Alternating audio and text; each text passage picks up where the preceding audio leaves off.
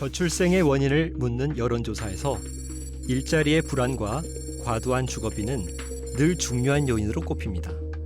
하지만 압도적인 1위는 자녀 양육에 대한 경제적인 부담입니다. 특히 우리나라는 1인당 GDP 대비 자녀 양육비가 세계 1위라는 조사 결과가 발표될 만큼 양육비 부담이 큰 게 사실이죠. 그렇다면 우리나라에서 아이 한 명을 키우는데 비용은 얼마나 들까요? 우리는 육아정책연구소와 보건사회연구원의 기초자료를 토대로 제작한 분석 프로그램을 통해 양육비를 예측해 보기로 했습니다. 영유아기 유치원 어떻게 선택하시겠습니까? 영유아기 사교육을 시키시겠습니까? 사교육비 항목은 참가자들이 선택하고 생활비는 소득에 따른 조사 자료를 합산해 보기로 했죠. 고등학생 자녀의 사교육을 시키시겠습니까? 복수 선택이 가능합니다. 자녀 양육 비용 계산이 완료됐습니다. 양육비 계산이 끝난 뒤 술렁이는 참가자들.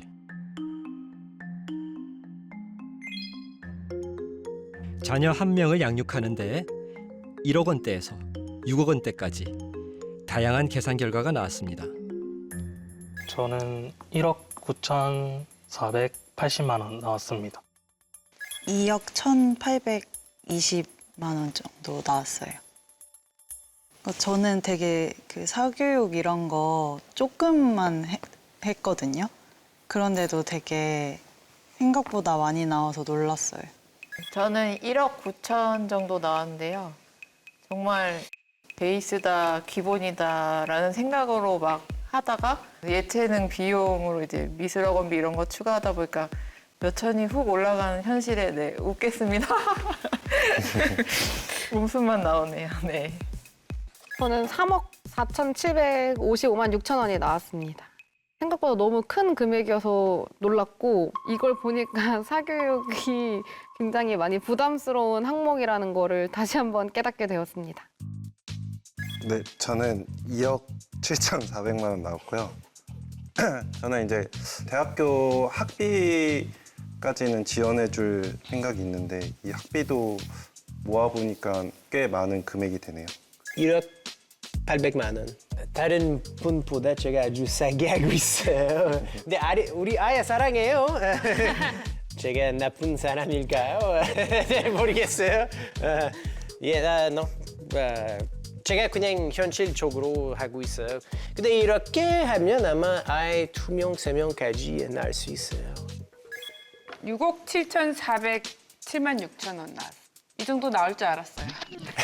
학군지에서 사교육을 시키고 있고 또 열심히 시키는 입장으로서는 이 정도 충분히 나옵니다. 소득이 좀 그래도 평균보다는 많이 벌지만 굉장히 힘들게 살고 있습니다. 온전히 아이들한테 다 쏟아부어서 살고 있습니다.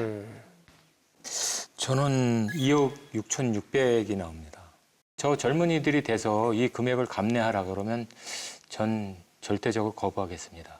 그래서 지금 젊은 사람들이 왜 출산을 안 하는 이유를 이 생애 주기 비용을 계산하면서 절실히 느꼈어요. 그래서 중앙값에 해당하는 참가자의 양육비를 자세히 한번 살펴볼까요? 사교육비 부담이 큰 초중고 시기에 가장 많은 양육비를 쓰고 대학생 자녀에게도 5천만 원 이상을 지원하는 것으로 분석됐습니다. 그렇다면 부담이 되는 항목을 줄일 의향은 없을까요? 자녀 양육비를 대학교 졸업 때까지 지원할 것이다.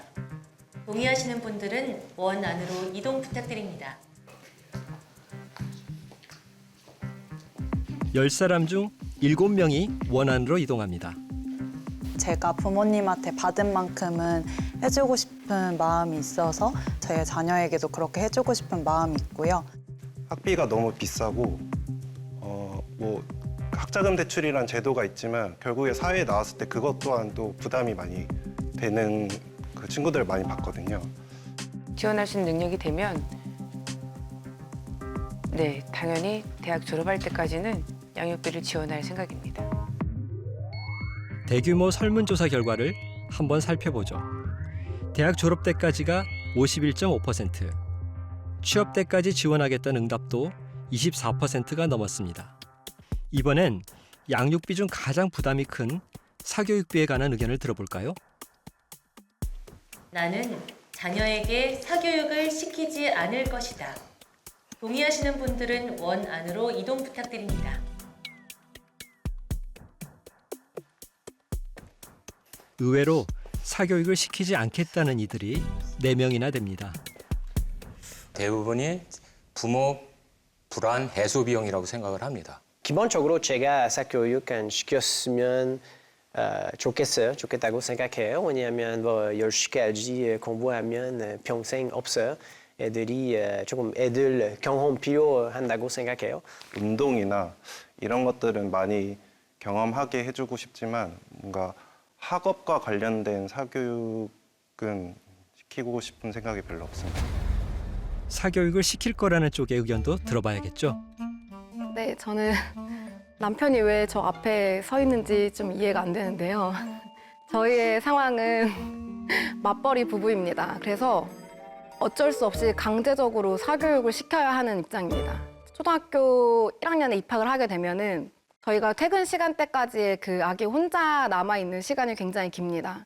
그러한 시간들을 좀 사교육으로 채워야 된다고 생각하고 있고, 저도 어릴 때는 학원을 그렇게 맹렬하게 보내지 않을 거야. 사교육에 막 미쳐있지 않을 거야. 근데 막상 키우고 나면 아이들이 커가면 아이들이 원해서 보내달라고 하고 환경이 분위기가 그래서 갈 수밖에 없어요.